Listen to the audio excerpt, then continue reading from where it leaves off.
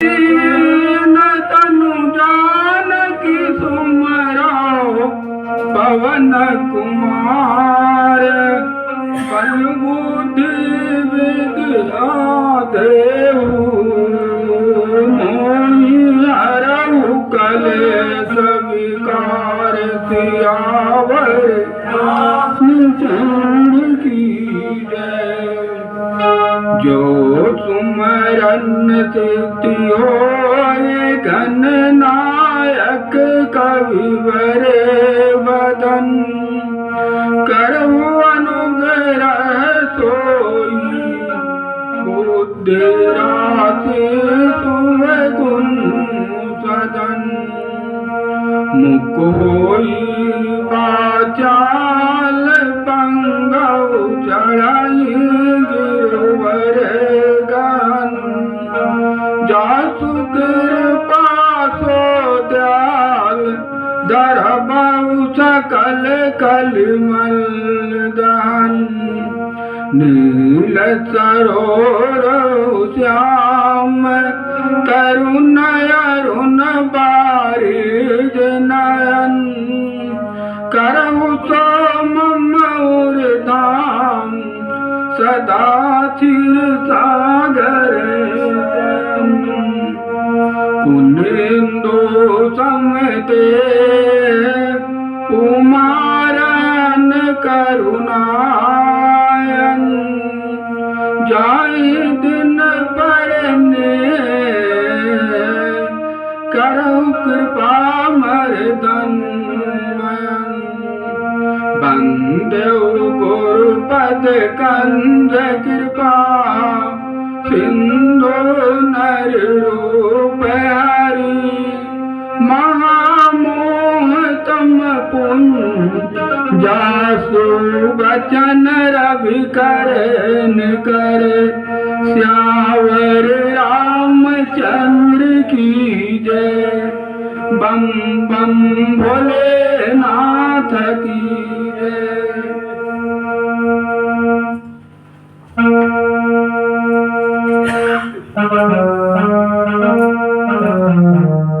आज सभी श्री राम भक्तगणों से कोटि कोटि मेरा नमन। आगे अगला बार कथा मैंने सुनाई थी जिसमें राजा दशरथ जी जहाँ पर कैकेयी कोपवन में गई हुई थी वहाँ पर राजा दशरथ जी पहुँचे रात में।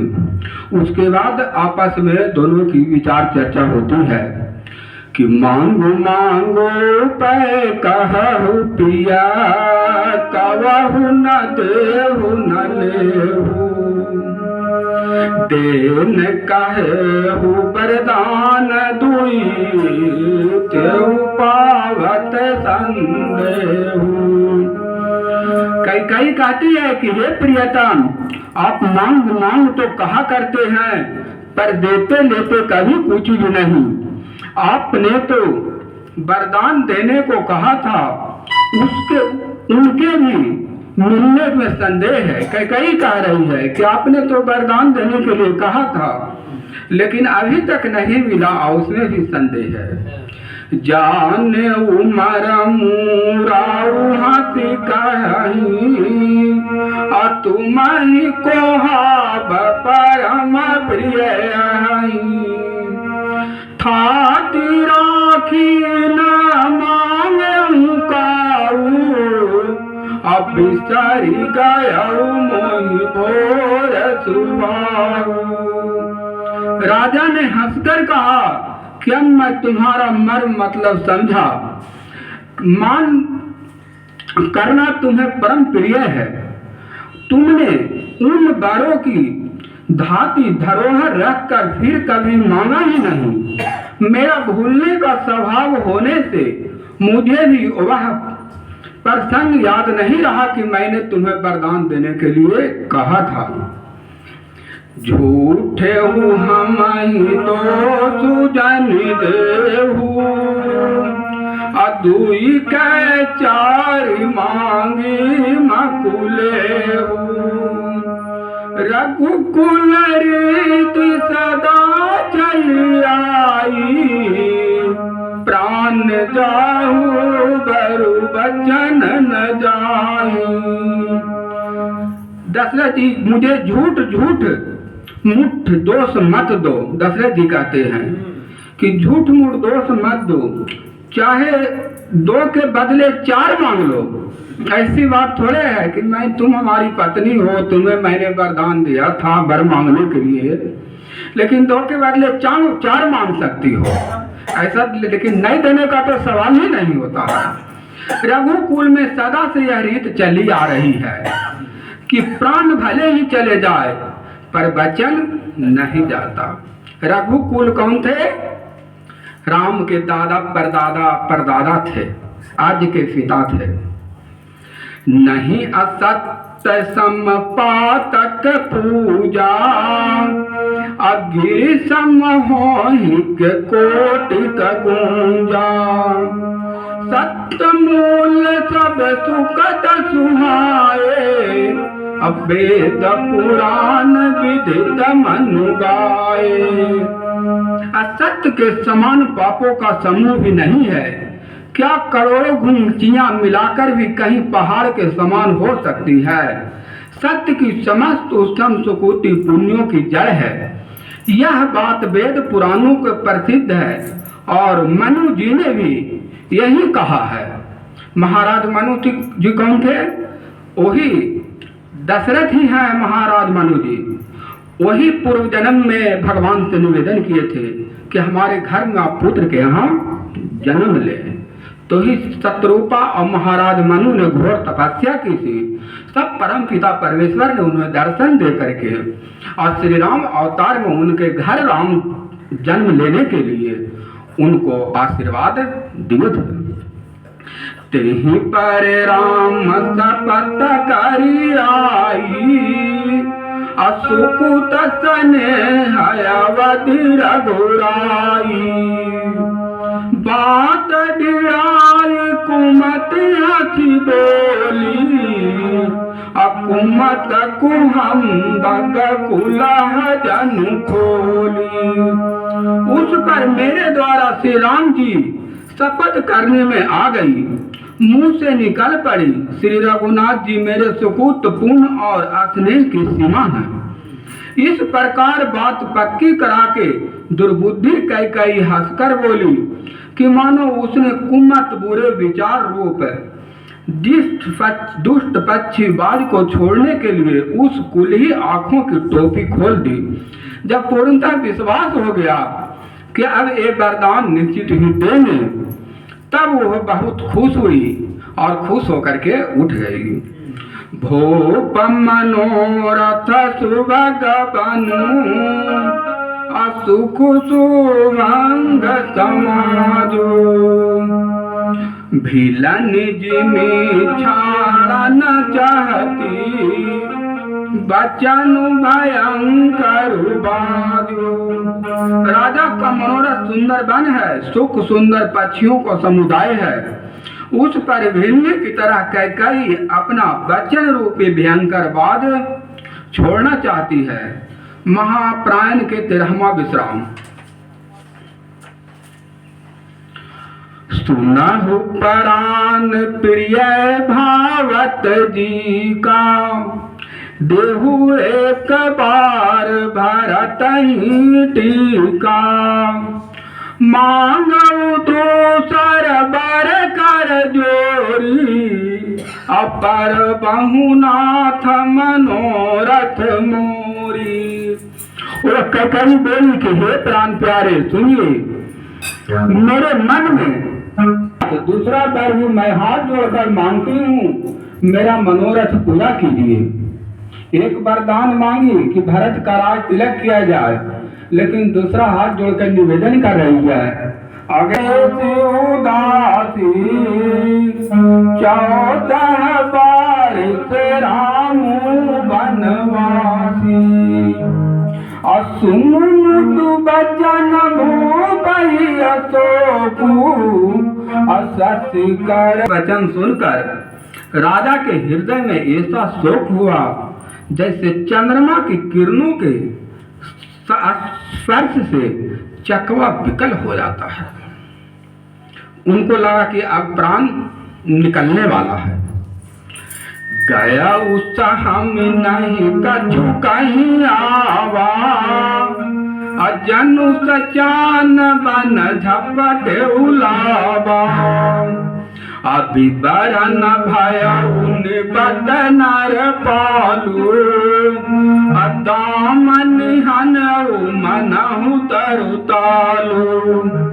राजा सहम गए, उनसे कुछ कहते न बना, मानो बाज वन में बटेर पर झपटा हो। राजा का रंग बिल्कुल उड़ गया, मानो ताड़ के पेड़ के बिजली ने मारा हो। जैसे ताड़ के पेड़ पर बिजली गिर जाता है तो ताड़ के पेड़ मुरझा जाती है, उसी तरह से राजा को बिजली बाण की तरह उन पर गिरा, झुलस कर बदरंग हो जाता है। वही हाल राजा का हुआ। माथे हाथ मुनि दो लोचन, तनु धरि सोच लागू जन सोचन।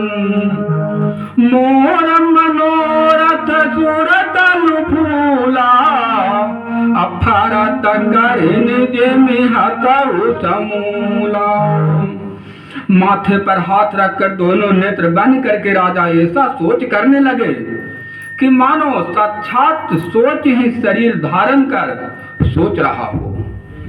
वे सोचते हैं कि हाय, मेरा मनोरथ रूपी कल्प वृक्ष फूल चुका था, परंतु फलते समय कैकई के हथेली के तरह से जड़ समेत उखाड़ कर नष्ट कर डाला। वो कह रहा है कि कल्प वृक्ष फूल के समान जो है वो फूला था, लेकिन वो कैकई जो है हथीनी के तरह बन करके और उसको अपने सुर से उखाड़ फेंका।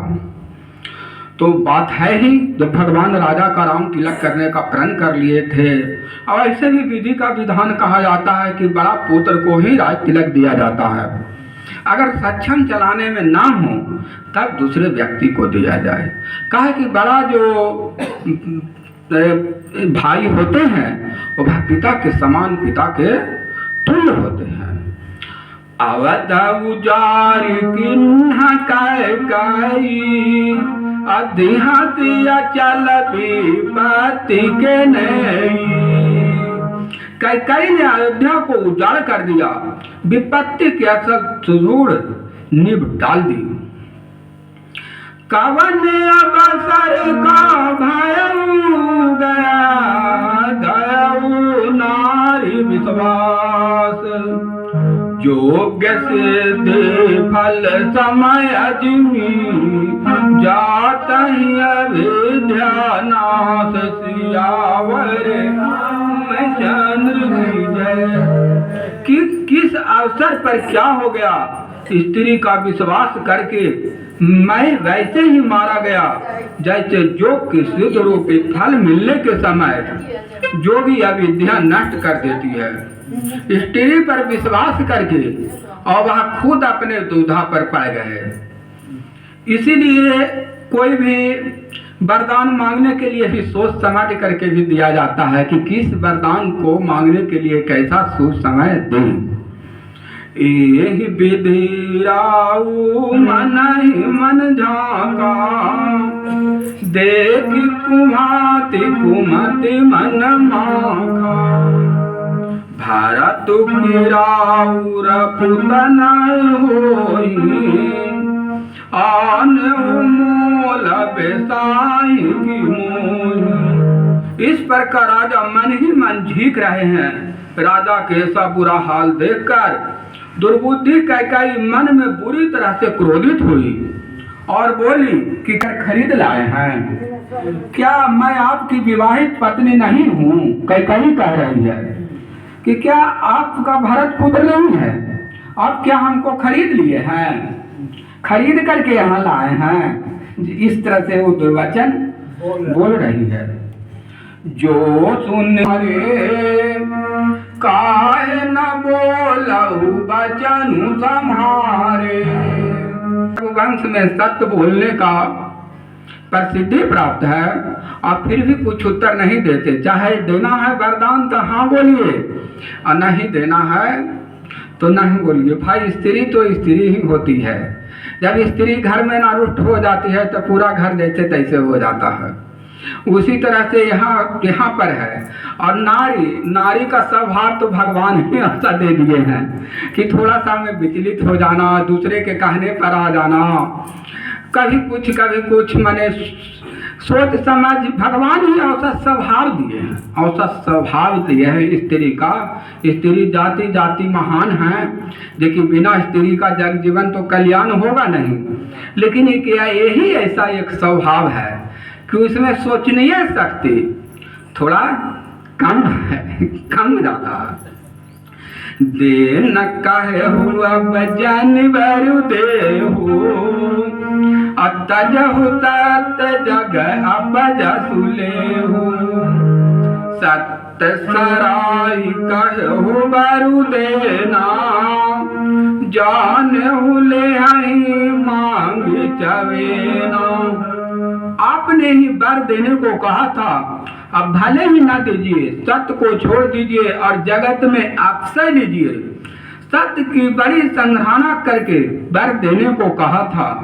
समझा था कि यह चवेना भी मांग लेगी। दिवी दची बलि जो कछु भाषा, तनु धनु तजहु बचन पनु राखा। अति कटु बचन कहत करके, अमानहु लो नजरे पर दे।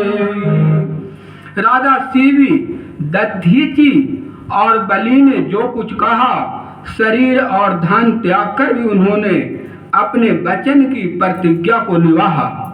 यहाँ कह रही है कैकेयी कि राजा सीवी जो थे, दधीचि जो थे, राजा बलि भी थे। कहने का मतलब राजा बलि भी भगवान वरदान मांगे थे कि भाई हमको वर दो। तो वरदान में देने के लिए जब वो 3 डेग वो अपना जमीन मांगे, तब उस अवस्था में राजा बलि ने एवं अस्तु कह दिए कि भाई वामन अवतार में जो विष्णु भगवान का अवतार हुआ था, तो उसमें तो राजा बलि के कथनानुसार भगवान ने 2 ही पग में पूरा संसार को नाप दिया। 7 दीप 9 खंड को, एक बार में पूरा आसमान से पाताल और दूसरा बार में पूरा ब्रह्मांड, 2 ही बार में नाप दिया। तो उसी तरह से उपमा दे रहे कैकेयी कि आप बलि तो नहीं हो सकते हैं कि भाई बलि वरदान देने के लिए भगवान को कहा और दे दी, चाहे उसके लगे सारा संसार नाप दिए। आप 2 ही वरदान में नारुष्ट हो रहे हैं। दूसरा कह रहे दधीचि कौन थे? दधीचि पिपलाद के पिता थे। दधीचि पिपलाद दधीचि का पुत्र थे। दधीचि भी बहुत बड़ा तपस्वी थे, बहुत बड़ा तपस्वी के तपस्या के दरमियान ही उनको अपना प्राण को त्याग दिए थे। तो उस समय उनका पत्नी जो थी, वो बच्चा बहुत छोटा था। इसका कहानी और पीछे है, लेकिन छोटा बता देते हैं। तो बच्चा बहुत छोटा था, कौन? पिपलाद। तो पिपलाद के छोटा होने के कारण और इधर पति का स्वर्गवास होने के कारण वो अग्नि में प्रज्वलित हो रहे थे। तो उसी समय उनका हवन कुंड में भी वह सती होने के लिए पिपलाद के माँ जो थी, दधीचि के जो पत्नी थी, वह अपने दधीचि पति के साथ वह भी स्वर्गवास कर गई, वह भी सती हो गई। और जो पिपलाद छोटा बच्चा था, वो पिपलाद को एक पीपल के कुछ यहाँ पर पीपल के पेड़ था और उसमें खो था, खो बना हुआ रहता है पेड़ में, तो उसी खो में पिपलाद को रख दी और वह सती हो गई। पिपलाद जब बड़ा हुए, कुछ दिन के बाद पेड़ पौधा खा करके, पत्ती खा करके रहते थे। उनको जंगल में तो कोई सहारा नहीं था, पिपलाद अकेले थे और हमेशा भगवान के जाप। वो तो ऋषि मुनि दधीचि के पुत्र ही थे, ऋषि मुनि के पुत्र ही थे। वो हमेशा तपस्या किया करते थे। जब बहुत दिन तपस्या के बीत गया तो उससे खुश होकर के नारद मुनि आए। जब नारद मुनि आए तो नारद मुनि से 2 प्रश्न किए। कौन? पिपलाद। कि एक चीज बताइए कि हमारा पिता कम उम्र में, कहने का मतलब कि समय से पहले हमारे माता पिता क्यों चले गए और हम अनाथ क्यों हो गए? तो जब प्रश्न किए तो उस समय, ध्यान से सुनिएगा, तो उस समय नारद मुनि कहते हैं कि शनि का दशा है, शनि के दशा के कारण आपके पिता दधीचि और माता को सती होना पड़ा। तब पिपलाद को शनिदेव पर बहुत गुस्सा आया कि शनि दशा, ये कैसा शनि महाराज है। तब दूसरा प्रश्न किए नारद जी से पिपलाद कि ठीक है, हमारे माता पिता ने कुछ गलत किए होंगे, कुछ प्रभाव ऐसा होगा शनि दशा का, लेकिन मैं तो छोटा था, मैं क्या गलती किया था कि हमको बचपन में ही अनाथ होना पड़ा, इसका क्या कारण है? तो भी वहां पर भी नारद जी बताए कि ये भी शनि दशा है, आप पर भी शनि दशा था, इसीलिए बिना माता पिता को आपको पलना बढ़ना पड़ा। पिपलाद को तो बहुत गुस्सा आया, उनको बहुत गुस्सा आया कि मैं शनिदेव को भस्म कर दूंगा। ये है जो हमारे माता पिता को भी कष्ट दिया है, हमको भी अनाथ बना दिया है बिना गलती के, ये कैसा नियम है संसार का। तो एक चीज मान लीजिए, ऐसा होता है कभी भी हमारे साथ, आपके साथ भी अगर कुछ गलत घटना घट जाती है तो इसमें शनि दशा हो सकता है। ये कोई जरूरी नहीं है कि आप पाप किए होंगे। एक तो महिला थी, यहाँ के पंडित जी हैं मखदूमपुर के, उनको पति जो है पंडित जी स्वर्गवास कर गए हैं, और पत्नी बहुत विलाप कर रही थी कल परसों दुकान पर आकर के, और दवा वगैरह भी दिए, पंडित जी भी आते रहते थे। तो उनको समझाया कि देखिए ये ऐसा नहीं है, वो कहीं कि हो सकता हमसे कोई पाप हो गया होगा, हमसे पति छीन गए, लेकिन नहीं, ये ऐसा होता नहीं हो। तो ब्राह्मण भी थे, अब राम जाने पूर्व जन्म का क्या स्थिति था, लेकिन यहाँ पर स्पष्ट रूप में आया कि वो शनि दशा हो सकता है। उनका कहना है कि जो भी मखदूमपुर में पंडित जी घर बनाते हैं उनका स्वर्गवास हो जाता है।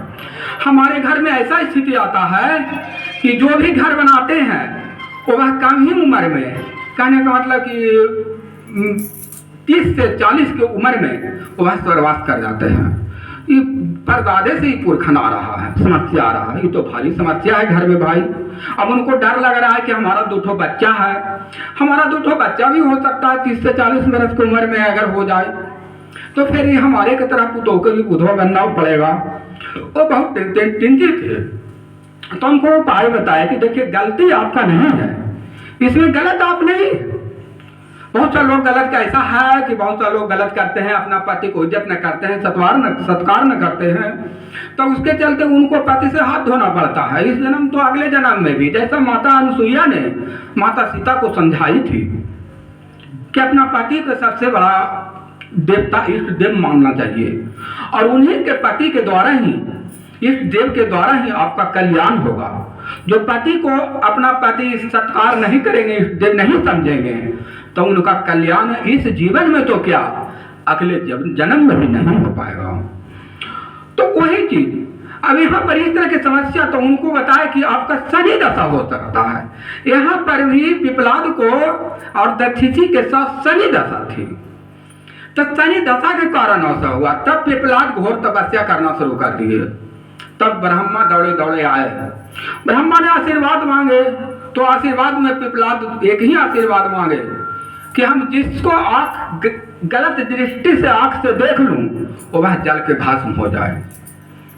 मैंने जो गलत करता है उसके साथ मैं भी तो गलत देखूंगा, तो जो गलत करता है उसको प्रति गलत दृष्टि अगर देखूं तो जल के भस्म हो जाए।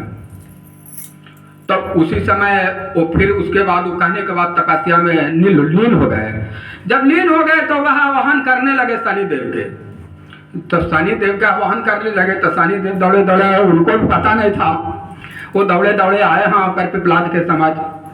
कहें कि भाई क्या कहते हो बताओ, तो कहें कि हमको यही कर दीजिए कि आप जल के भस्म हो जाइए, और अपना आप को क्रोध कर दिए। कहें कि आपने हमारे पिता के साथ अन्याय किया, मेरे साथ अन्याय किया कि माता पिता के बिना अनाथ होकर के रहना पड़ा, मैं आपको जिंदा नहीं छोड़ूंगा। वो तुरंत अपना नेत्र दोनों खोल दिया और क्रोधित होकर के देखे जैसे ही शनि महाराज जलना शुरू हो गए। जब जलने लगे तो जलते जलते अब हाहाकार देवता में मच गया कि भाई शनि महाराज ये न्याय के देवता हैं, अगर ये जल जाएंगे तो फिर न्याय कौन कर पाएगा। अब इसीलिए सभी देवता लोग दौड़े दौड़े वहां पर आए, ब्रह्मा विष्णु महेश सब आए कि भाई ये तो घोर अनर्थ हो जाएगा। तब ब्रह्मा जी कहें कि ऐसा करो कि तुम ये जलाने का प्रति जो तुम आशीर्वाद हमसे प्राप्त किया था उसको मैं वापस लेता हूँ और उसके जगह पर तुम दूसरा वरदान मांग लो, नहीं शनि महाराज के छोड़ दो, इनको माफ कर दिया जाए। तब उसी समय सब लोग समझाए, तब पिपलाद जो है उसके बाद शनिदेव को छोड़ दिए, वह अधूरे जल करके रह गए, उसीलिए वो काला है। पिपलाद के कारण ही वह जल गए और इसीलिए वो काला है। हाँ, तब ब्रह्मा ने वरदान मांगने को लिए कहा। तब वरदान मांगे कि ऐसा वरदान दीजिए कि मैंने इस पीपल के पेड़ में जो पला बढ़ा हूँ, जो भी इस पीपल के पेड़ में पानी दे, सूर्य उदय के पहले शनि महाराज को शनि देव के दिन अगर जो भी पीपल में पानी देगा उसको शनि दोष नहीं सताएगा। पहला वरदान। और दूसरा वरदान वो अपना भक्ति मांगे कि हमको श्री राम के चरण में भक्ति दीजिए। तो यहाँ पर शनि देव का दशा का, तो शनि दशा अगर काटना चाहते हैं, कभी कभी ऐसा प्रभाव होता है, तो शनिवार के दिन 4 बजे, सिर्फ 4 बजे समय है, 4 बजे से लेकर के 4:30 बजे तक, वही समय में जिस समय कोई भिरगुन या चिड़गुन कोई ना बोले उस समय, और 4 बजे के पहले भी नहीं देना है, क्योंकि 4 बजे के पहले वो हर एक अथी अपने सैन्य में अलग अलग निद्रा अवस्था में रहते हैं। तो 4 बजे के समय अगर सुबह उठ करके स्नान ध्यान कर करके और 4 बजे, ठीक 4 बजे आप पानी पीपल में देते हैं तो आपका शनि दशा समाप्त हो जाती है और आपको एक यज्ञ के बराबर वो लाभ मिलेगा। जो यज्ञ करते हैं ना, उस यज्ञ में जितना लाभ मिलता है उतना यज्ञ एक पीपल में पानी देवे से मिलता है शनिवार को। और शनि दशा बिल्कुल खत्म हो जाएगा और आप पर भगवान की कृपा हमेशा बना हुआ रहेगा। विष्णु भगवान के आपको कोई भी बाल बाका नहीं कर सकता है और आप जीवन में आगे बढ़ते रहिएगा। तो उसी समय से पीपल के पानी पेड़ में पड़ने लगा। तो वही कहती है कि आप तदीखी थोड़े हो जाइएगा, जो कि उस तरह से उनके साथ घटना घटा, वचन को वह पूर्ति किए। उसी प्रकार आगे कहा गया कि धर्म धुरंधर धीरधारी नयन उधारे राय अस्थिर धुन उसास असी मारसी मोहि कुठाय सियावर चंद्र की जय। धर्म की धुरी को धारण करने वाले राजा दशरथ ने धीरज धर कर नेत्र खोले, अस्थिर धुन कर तथा लंबी सांस लेकर इस प्रकार कहा, किसने मुझे बड़े कुठार मारा, ऐसी कठिन परिस्थिति उत्पन्न कर दी जिससे बच निकलना कठिन हो गया। अब तो दशरथ जी कह रहे हैं कि एक ऐसा एक कुल्हाड़ी मारी है कि अब इससे बचना मुश्किल है, कारण कि इसको वरदान पहले मैंने दे चुका हूँ और वही वरदान आज ही मांग रही है। अब तो अनर्थ ही अनर्थ होने वाला है। आगे दिखी जरत शीर्ष भारी मन रोच तरबार धारी मुठ को दूध धारण धुराई अधरी कुंवरी शान बनाई। प्रचंड क्रोध से जलती हुई कैकेयी सामने इस प्रकार दिखाई पड़ी मानो क्रोध रूपी तलवार नंगी व्यान में बाहर खड़ी हो। कुबुद्धि इस तलवार की मुट्ठ है, निठुरता धार है और वह कुंवरी मंथरा रूपी स्थान पर धार कर तेज की हुई है। मैंने कहा कि ऐसा धार पजाए हुए है, देखिए इसका पर मंथरा सवार है, सरस्वती सवार है, ऐसा मांग ली है वरदान। अब तो कोई उपाय ही है ही नहीं और वचन को भी नहीं टाल सकते हैं, क्योंकि रघुकुल रीत सदा चल आई, प्राण जाए पर वचन न जाई। वो तो वचन को निभाएंगे, चाहे उसके लगे प्राण चला जाए चाहे रहे। बोलिए सियावर रामचंद्र भगवान की जय। अब आगे की कथा आगे कहते हैं, तब तक के लिए नमस्कार।